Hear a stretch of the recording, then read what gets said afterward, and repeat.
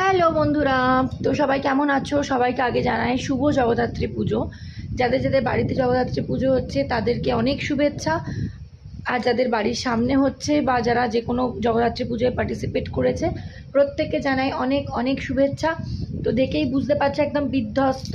তার কারণ আমি বিয়ের থেকে জগদ্ধাত্রী পুজোয় কলকাতায় কখনো থাকতে পারিনি, সবসময় বেনারসে থেকেছি।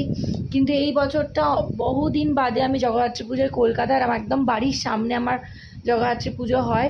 তো এবছর আমি একদম আমার দুটো পুচকেকে নিয়ে আমাদের বাড়ির সামনে পুজোয় গিয়েছিলাম, পুজো দিয়েছি। খুব সারাটা দিন পুজোর মধ্যে কেটেছে, আর বাড়িতেও হইচই করেছি বাচ্চাগুলোর সাথে। তো ভীষণ টায়ার্ড, দুটোকে নিয়ে এমনি আমি রোজ টায়ার্ড হয়ে যাই।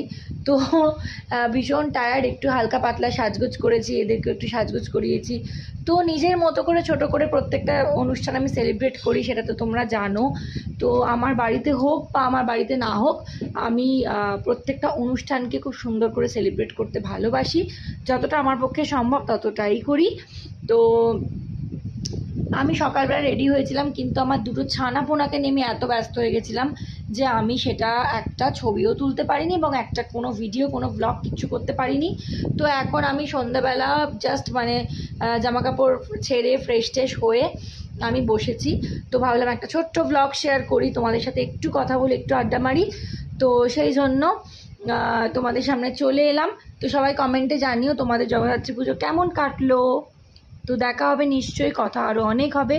ছোট্ট ছোট্ট ভিডিওস শর্টস আপলোড করছি, কেমন লাগছে সেটা লাইক কমেন্ট করে অবশ্যই জানিও।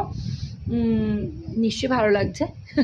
তো দেখা হবে নেক্সট আরেকটা ছোট্ট ব্লগে। ততক্ষণের জন্য টাটা।